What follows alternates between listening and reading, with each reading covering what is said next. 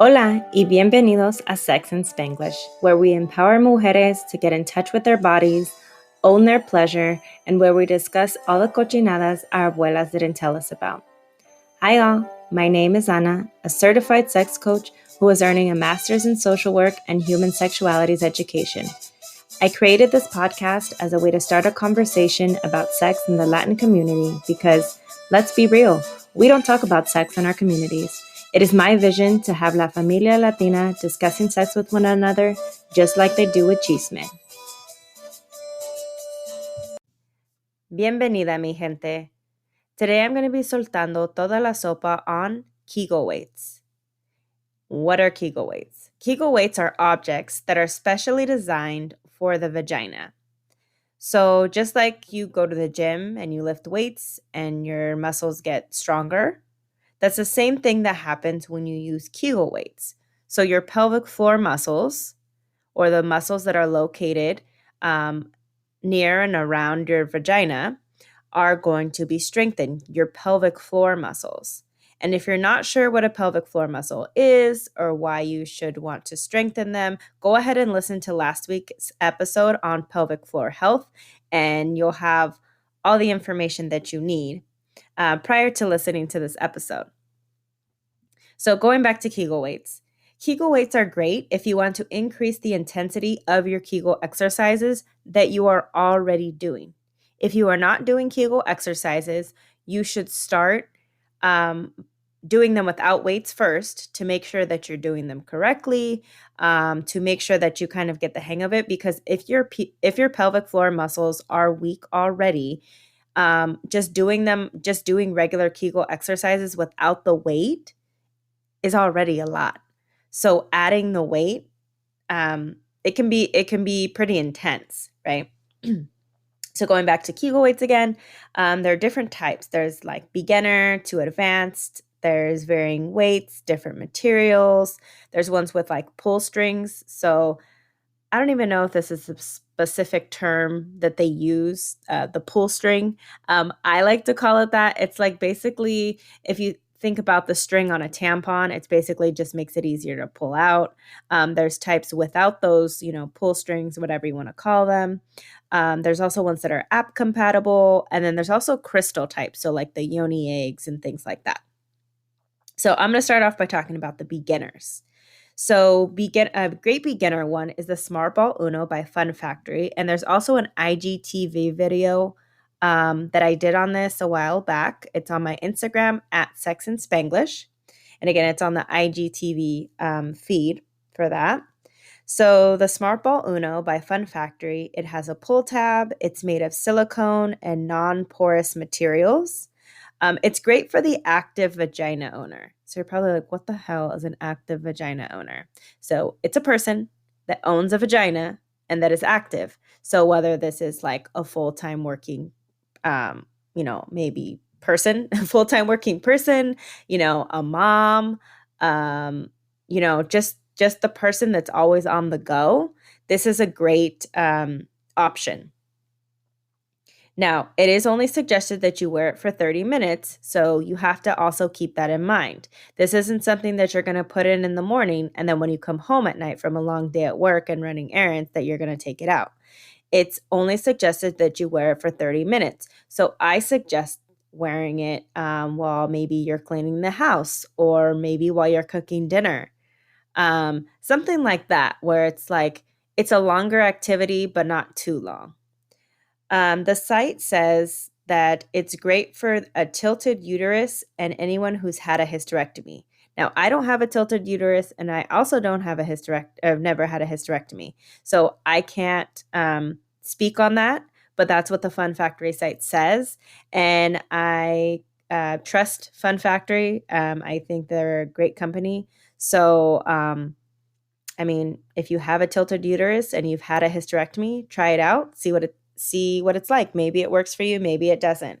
But what I can say is that Fun Factory does say that this particular option is great for individuals who have a tilted uterus and or have had a hysterectomy. Another beginner is the Luna Beads by Lilo.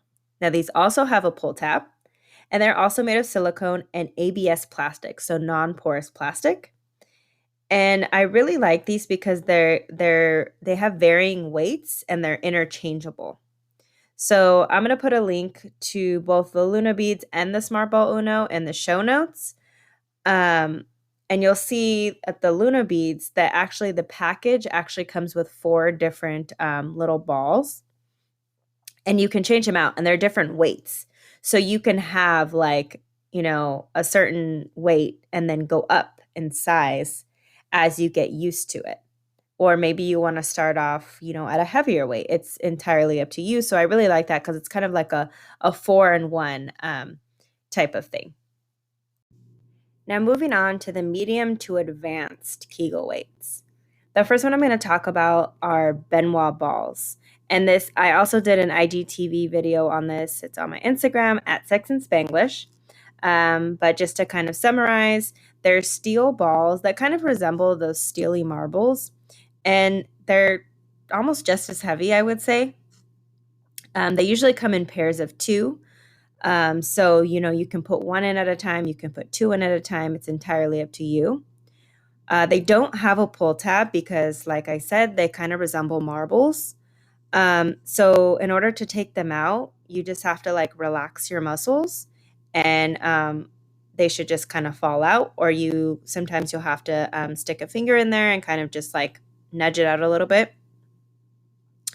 What I really like about these is that they can also be used as a sex toy. So because they're not very large, they can kind of move around and they rub against your vaginal wall, which can be arousing for some people. So they can be used as a sex toy in that way.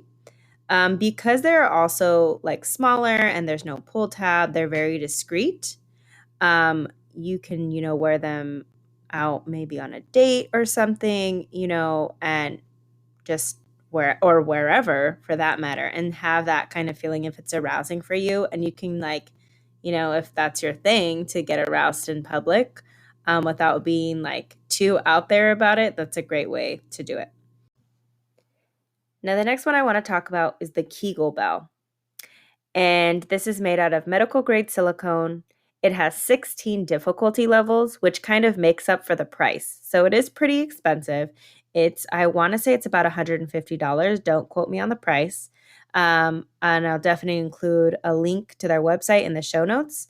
But you're getting a lot. Like you're getting 16 basically different toys in one. So imagine like, those dumbbells that you can kind of like change the weights. It's like that. So you're getting the one thing and you can change the weights. So of course it's going to be more expensive because you're not just getting the one weight, right? So the Kegel bell is unique because it hangs outside the body. So there's a little, I don't even know what it is, but like a little anchor, I guess you could call it. And it goes inside the body. And then there's like a string that hangs down, and the weight is on the outside of the body. So the actual Kegel weight itself is on the outside of the body, hanging down. So you can't really go anywhere. I mean, I guess you could, but that would be weird. So anyways, the Kegel bell creators actually argue that wearing the weight inside the body for longer periods of time can be damaging and not very effective. Now, this is their opinion. There are differing opinions on this. I personally recommend that people don't wear any type of Kegel weight for more than 30 minutes. And I also recommend that you start without weight before, buying weights. And I also recommend that you make sure your muscles are weak before adding weights to begin with. So it's entirely up to you to decide what you would like to do. It's your body. I'm just here to present you with information. So moving on to the next one is the yoni egg, also commonly referred to as the jade egg or the love egg. These are stones carved into an egg shape, and they're polished.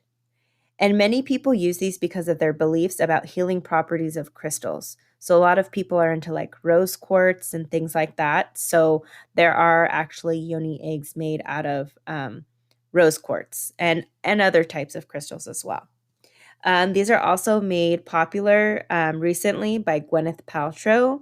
She's like, if you Google celebrities and yoni egg, you'll see Gwyneth Paltrow like on a ton of different links. Like she's ranting and raving about this. So I would suggest if you're going to purchase a yoni egg, you want to get it from the Yoni Egg site, and I will put the link in the show notes.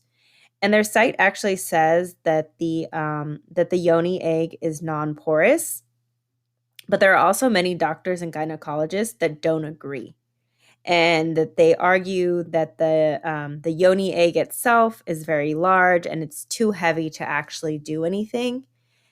And again, there's differing opinions on whether or not these are useful or harmful, or if they're porous or non porous.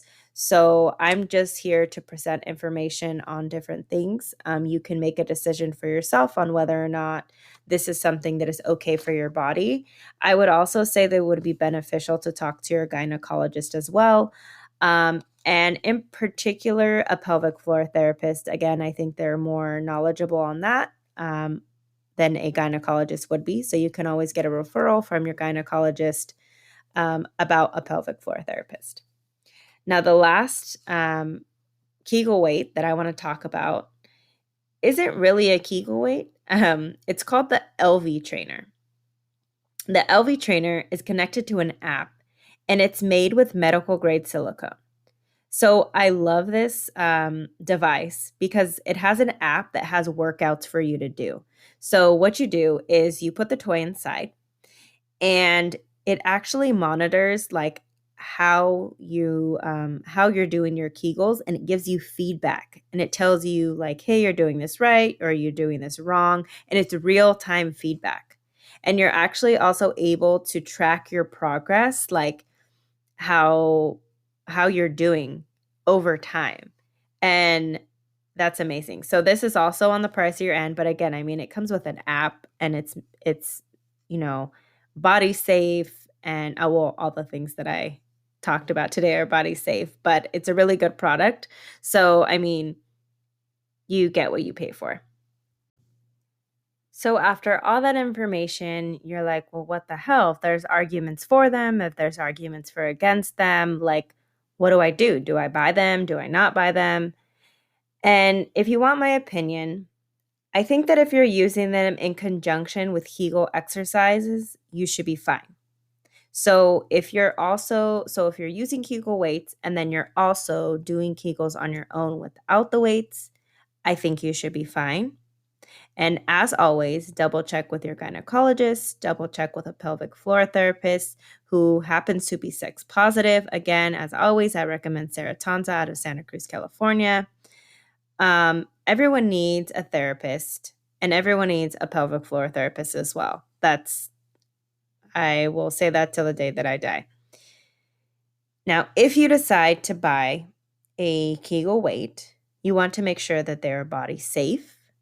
All the ones that I mentioned today are body safe. So if you decide to buy one and you're not sure like where to start, I would definitely buy one of the ones that I talked about today. All the links will be in the show notes. If you have one in mind already, or you find a different one, feel free to reach out to me at sexandspanglish@gmail.com, or DM me on Instagram at sexandspanglish. I'd be more than happy to talk about a purchase with you before you actually buy it. Never, ever, ever buy a sex toy on Amazon. It is very likely that it can be used. It just don't do it. They're not always buy from either the site, so the person that that made it. So for example, the Smart Ball Uno is made by Fun Factory, so you want to get it either from Fun Factory, or you want to get it from a sex shop that is also sex positive. And I know that sounds really stupid, but there are sex shops that aren't necessarily sex positive, or they don't sell body safe products.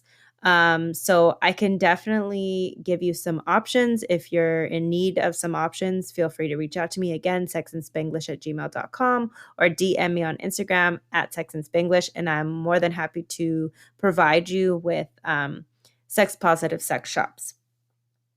So again, you want to buy straight from the manufacturer or buy from somewhere like babeland.com or Pleasure Chest, purepleasureshop.com, any one of those.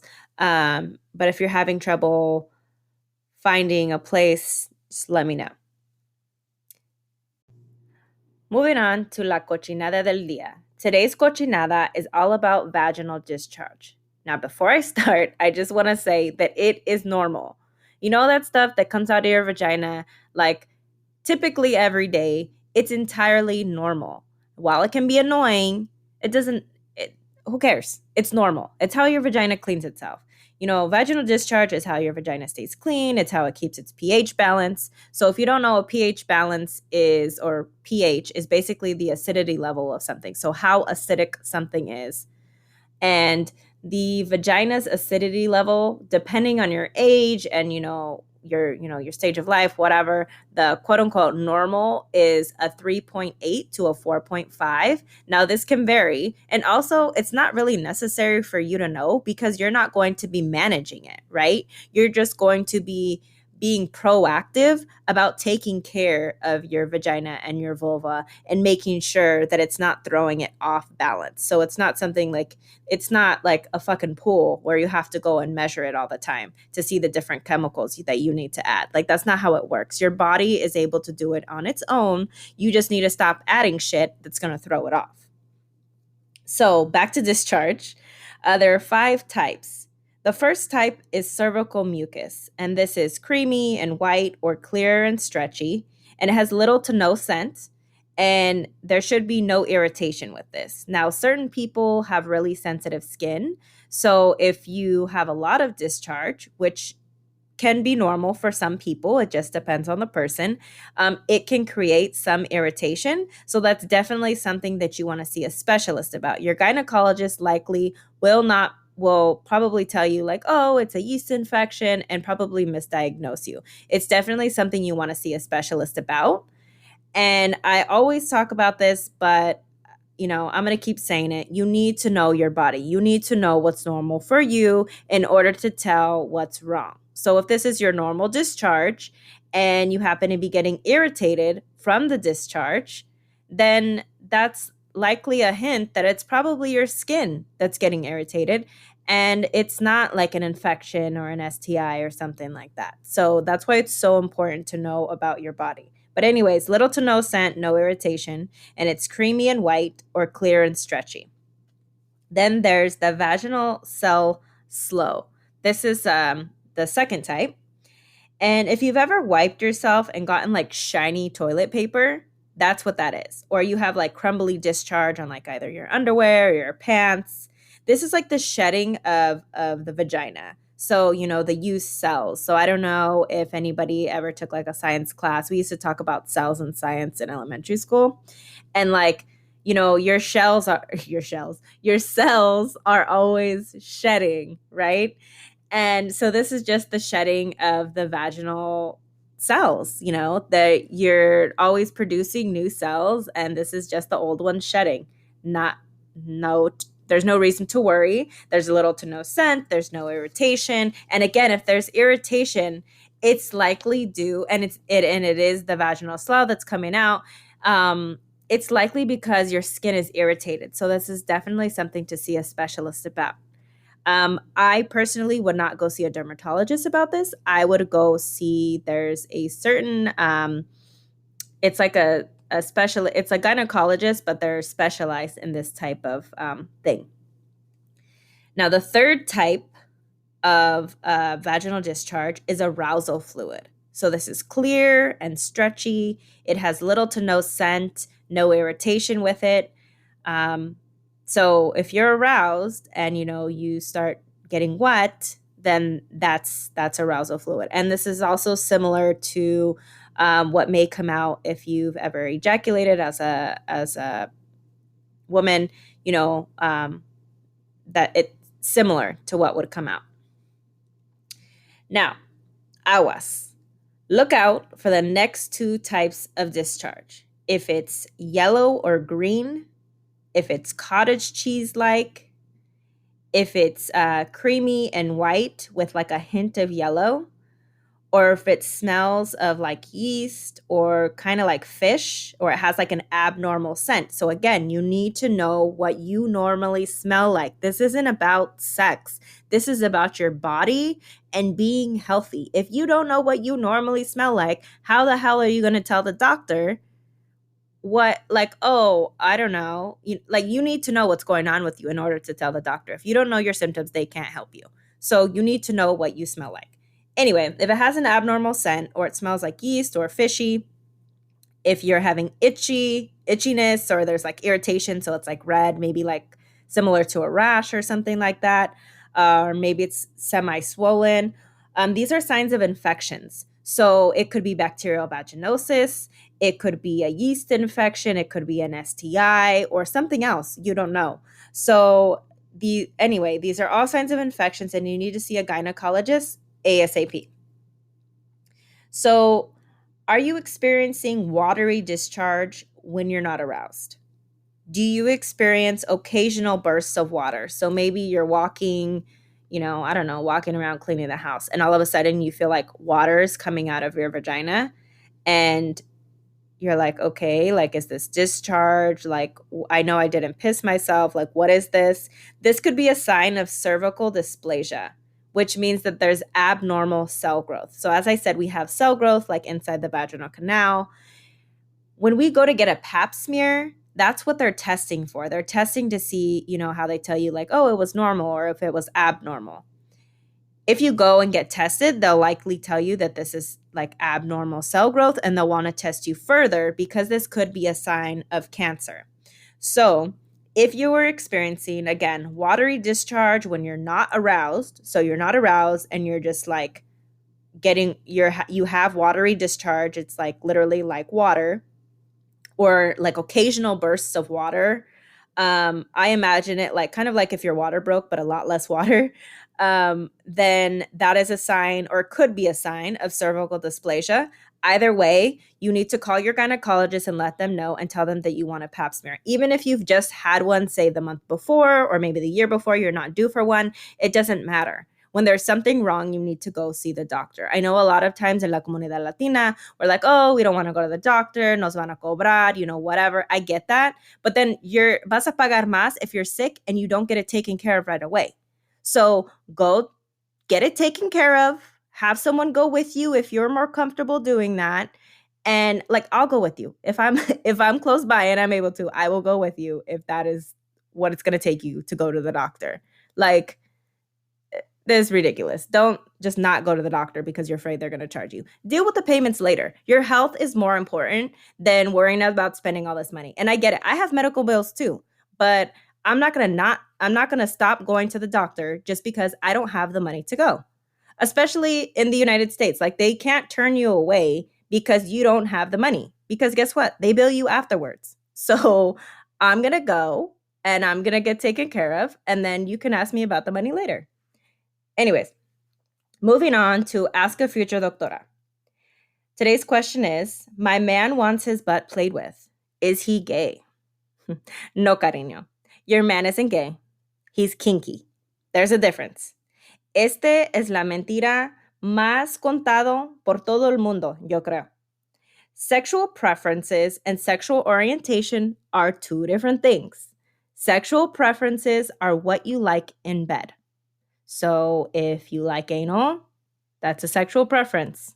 If you don't like something, that's a sexual preference, right? What you like, what you don't like in bed. Nothing to do with who you like it with. Maybe you only like anal when you're doing it yourself. Like, that has nothing to do with anything. That has nothing to do with who you are interested in. That doesn't make you straight, gay, or otherwise. That's just your sexual preference. Your sexual orientation, however, is who you are attracted to. So if I identify as a woman and I am attracted to men, then I am considered straight or heterosexual. If I enjoy oral and I get it done by a man, does that make me a lesbian? Like, that doesn't make any fucking sense. So no, your sexual orientation and sexual preferences are two different things. The whole concept of a man liking anal play, meaning that he's gay, is rooted in homophobia. And I know a lot of people are going to argue with me about this, but it's true. And just listen to what I have to say. So, like I said, women can like oral, and then no one calls them a lesbian because it's not seen as bad. Lesbianism, for some reason, is like it's okay, and it's not okay for men to be gay. So that's homophobia right there, right? Women can be inserted, so they can have anal, but men can't. Like, how the fuck does that make any sense? Like, it would make more sense to me if you told me, like, oh, okay, well, women can have penis and vagina sex, but they can't have anal. Like, okay, that would make more sense. Like, I still wouldn't agree with you, but that makes a lot more sense than, oh, they can have anal, but men can't have anal. How the fuck does that make any sense? Are you calling a woman gay because she likes anal? That makes absolutely no sense. Male and female asses have the same nerve endings, and the male prostate is located in the ass. And if you listen to my episode on orgasms, the female prostate is located or accessed through the ass as well. So why wouldn't we want to have anal sex? It doesn't make any sense for the argument that, like, oh, that makes them gay. So after a man has something inserted into his ass, is he going to go around just like hitting on guys because he's interested in men? That makes absolutely no fucking sense. Like, think about what people are saying when they tell you things like that, or when you believe something. Think about it. Come on now. Like, I know my audience is not stupid. You think about these things because they sound stupid once you like repeat them. So if gay men didn't have anal, then straight men would have little to no problem with this. And that's what makes the whole concept of a man liking anal play, like making him gay or whatever, that's why it's rooted in homophobia. Because if a gay man didn't have anal, straight men would have little to no problem with this. So it is only because gay men happen to have anal sex that straight men, or even women, have a problem with this. And it is all rooted in homophobia. And if you're homophobic, then that's your problem, right? That's on you. But that does not mean that just because a man has anal sex that he's gay. That it makes absolutely no sense. Anyways, that's all I have on that question. Speaking of anal, be sure to subscribe because next week I'll be soltando toda la sopa on anal. And if you enjoyed this episode, compártelo con una vecina, una prima, y una cochina. If you'd like a question answered on the podcast, send me an email at sexandspanglish@gmail.com. Join me every week to hear me talk about orgasms, STIs, birth control, and all the other cochinadas your abuelas didn't tell you about. Until then, be sure to follow me on Instagram for weekly topics and updates. And if you want chisme before anyone else and early access to freebies, be sure to sign up for my email list. Simply head to the link tree located in my bio on Instagram and click on Email Me the Chisme. My link tree is also where you can get more information about how you can get personalized coaching from a Latina certified sex coach who can help you navigate your culture and your sexuality sin vergüenza. Instagram is where you'll find me discussing sex and my other passions, food, social justice, y Latinidad. It's also where you can access my Facebook and Twitter accounts. Make sure to follow me and leave me a comment on my social media platforms to let me know you heard this. Espero verte pronto.